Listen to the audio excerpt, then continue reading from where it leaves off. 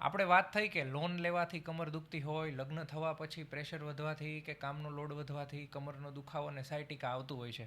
તો હવે આનું વૈજ્ઞાનિક કારણ આપણે વ્યવસ્થિત સમજવાનું છે. જે લોકો પાસે 5 થી 10 મિનિટનો સમય હોય અને જે લોકો માનતા હોય કે આ કારણો પણ હોઈ શકે, તો એ લોકોએ જ ફક્ત આ વિડીયો જોવાનો છે. બાકી આ વિડીયો બંધ કરી દેવાનો છે. હવે આપણે સમજીએ કે આ બધા કારણોની શરીર ઉપર શું અસર હોય છે. તમે ખાલી એક વસ્તુ વિચારો કે આપણે અત્યાર સુધી 500 જેટલી સર્જરી અટકાવી, તો દરેક પેશન્ટમાં કોઈને કોઈ પેશન્ટમાં એક સ્ટોરી મળી છે આપણને, કોઈને કોઈ એક રીઝન મળ્યું છે. કોઈ માનસિક મનસ્થિતિ, કે આ લોન લેવી, કે ઘરના ઝઘડાઓ, કે જેનાથી માણસ કંટાળ્યો હોય, માણસ થાક્યો હોય, માણસ હારી ગયો હોય. તો આ ડિસ્ક બલ્જ સાથે શું સંબંધ છે? આ આખી બહુ લાંબી જર્ની છે. આપણા આવતા 1 વર્ષમાં બધી વસ્તુઓ સમજશું. આજે ફક્ત આપણે ખાલી કમરના દુખાવા વિશે વાત કરીશું. હવે એ સમજી લઈએ કે કોઈ પણ સ્ટ્રેસ હોય, માનસિક તણાવ હોય, એવો તણાવ આપણે દિવસમાં રોજના માટે 200 જેટલા અલગ અલગ સ્ટ્રેસમાંથી પસાર થતા હોય. પણ દરેક સ્ટ્રેસ બીમારીમાં કન્વર્ટ નથી થતો. પરંતુ જે સ્ટ્રેસ એક લિમિટ વટાવી દે, એ આપણને ત્યારે જ ખબર પડે જ્યારે શરીર પર બીમારી આવે. જો કમર દુખે તો જ એવું માનવાનું કે લોનના લીધે કમર દુખી છે. બાકી લોન તો હજારો લોકો લે છે. જે લોકો એ ખમી નથી શકતા, જે લોકો એનાથી સેન્સિટિવ છે, જે લોકો એ પ્રેશરને બેર નથી કરી શકતા, ફક્ત એ લોકોને જ થાય છે. હવે આમાંથી બહાર આવવાનો રસ્તાની વાત આપણે ભવિષ્યના વિડીયોમાં કરશું. આજે ફક્ત આપણે કારણોની ચર્ચા કરશું. હવે સમજી લઈએ. હવે આજે આપણે ડિટેલમાં વાત કરીશું કે પુરુષોમાં મોટે ભાગે કયા 10 કારણો મને જોવા મળ્યા છે અને એ ટ્રીટ કરીને આપણે ઓપરેશન લેવલના કેસમાંથી દર્દીને બચાવ્યા છે. અમદાવાદના કોઈ મોટા ડૉક્ટરે ઓપરેશનનું સર્જરીનું કહી દીધું હોય, એ હદથી ગાદી ખસી ગઈ હોય, તો આ માનસિક તણાવ દૂર કરીને આ જે ટ્રોમા છે, જે બ્રેઇન પર જે એમને ટ્રોમા લાગ્યો છે, જે સબકોન્શિયસ પેટર્નમાં એમને જે ઘાવ પડ્યો છે, આ ટ્રીટ કરીને આ બ્રેઇનના સાઇનેપ્સ ચેન્જ કરીને આપણે રિઝલ્ટ લીધેલા છે. અને એમની ડિસ્ક પછી એકદમ નોર્મલ થઈ છે. હવે આપણે કારણોની વાત કરીએ તો પુરુષોમાં મોટે ભાગે જે કારણ છે એ ફાઇનાન્શિયલ સ્ટ્રેસ, ઘરની જવાબદારી. હવે એ અલગ અલગ ફોર્મમાં હોઈ શકે. ધારો કે જવાબદારી છે એ ફાઇનાન્શિયલ પણ હોઈ શકે, ઘરની કોઈ જવાબદારી હોઈ શકે, પપ્પાના એક્સપાયર થયા પછી, અથવા તો બિઝનેસમાં ગયા પછી, અથવા તો પપ્પા નિવૃત્ત થયા પછી એના પર જવાબદારી આવી, અથવા મોટો ભાઈનો સપોર્ટ ના મળે. એટલે કે કમર એટલે સપોર્ટ, આપણો જે બેકબોન છે એવું સમજો.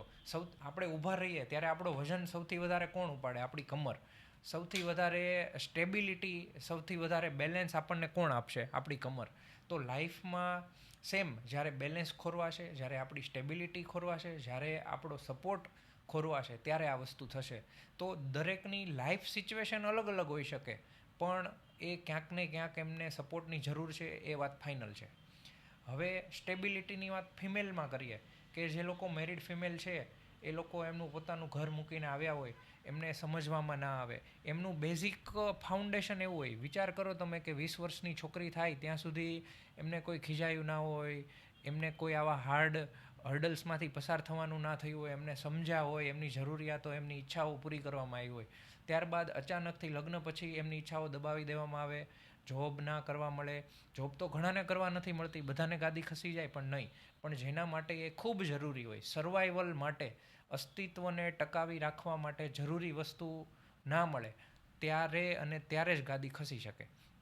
તો જોબ જે લોકો માટે એટલી જરૂરી હોય, એ લોકોને જોબ કોમ્પ્રોમાઇઝ કરવાની થાય, ઘરનું કામ વધી જાય, દેરાણી જેઠાણી અને સાસુ આ વસ્તુઓમાં ભેદભાવ ચાલુ થાય, અથવા તો મનમાંથી એવું ફીલ થાય કે આ ભેદભાવ થઈ રહ્યો છે, પોતાને કદર નથી કરતા એની એની એટલા બધું ફેમિલી માટે કરવા છતાં સામે એને એપ્રિસિએશન નથી મળતું, સામે એના એફર્ટને કોઈ રેસિપ્રોકેટ નથી કરતું.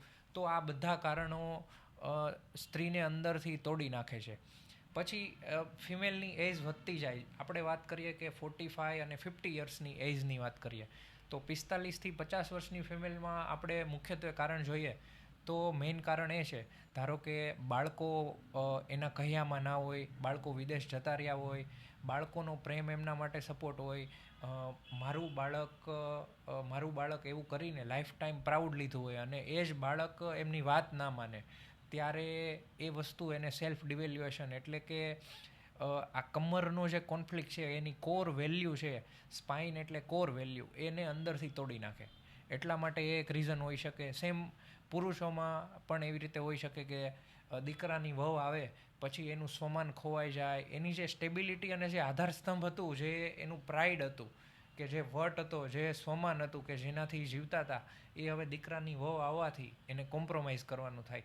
એટલે અલ્ટિમેટલી તમે એમ સમજો કે સ્પાઇન એટલે સ્ટેબિલિટી, સ્પાઇન એટલે સપોર્ટ, આધારસ્તંભ, આ દરેક વસ્તુઓ બેઝિક અને કોમન રહેશે. લાઈફની સિચ્યુએશન અલગ અલગ રહેશે, અલગ અલગ ઘટનાઓ રહેશે. આ ટ્રોમા ડીપ લેવલ પર જ્યારે દર્દીને ફીલ થાય, દિવસો સુધી, વર્ષો સુધી આ વસ્તુ સતત મનમાં ચાલે, ત્યારે એ ડિસ્ક એ પ્રેશર સહન નહીં કરી શકે. એ પ્રેશર શરીરનું નથી, શરીરના વજનનું નથી, પડવાથી, વાગવાથી ગાદી નથી ખસતી. આ જે પ્રેશર જે છે એ જવાબદારીનું, સ્ટેબિલિટીનું, લોનનું, એના આત્મસન્માનનું આ રહેશે. તો આ કારણો પર હોમિયોપેથીમાં મૂળ કારણો, રૂટ કોઝ એટલે કે મેટાફોરિક રીઝનને પકડવામાં આવે છે. આપણે જે 1 કલાક વાત કરીએ છીએ એમાં આપણે આ વાત કરીએ છીએ અને ત્યારબાદ આપણે એનું સોલ્યુશન કરતા હોઈએ છીએ. હવે આ વસ્તુ જો આ એક વિડીયોમાં તમને ના સમજાણી હોય તો તમારે 1 વર્ષ સુધી મારી સાથે જોડાયેલું રહેવું પડશે. 1 વર્ષ સુધી હું આની માહિતી આપવાનો છું. દરેક બીમારીની પાછળ કઈ મનસ્થિતિ, કઈ સાઇક, કઈ મેન્ટલ સિચ્યુએશન, કઈ લાઈફની ઘટનાઓ જવાબદાર હોય છે, આની હું વાત કરીશ. અને એક્ઝેક્ટ સાયન્ટિફિક રજૂઆત પણ તમને હું આવનારા દિવસોમાં કરીશ. એટલે જો તમને આ કારણોમાં વધારે ઇન્ટરેસ્ટ હોય તો મને કમેન્ટ કરીને પૂછી શકો છો. તો એ પ્રમાણે હું નેક્સ્ટ વિડીયોમાં તમને વધારેમાં વધારે જવાબ આપવાની કોશિશ કરીશ. Thank you.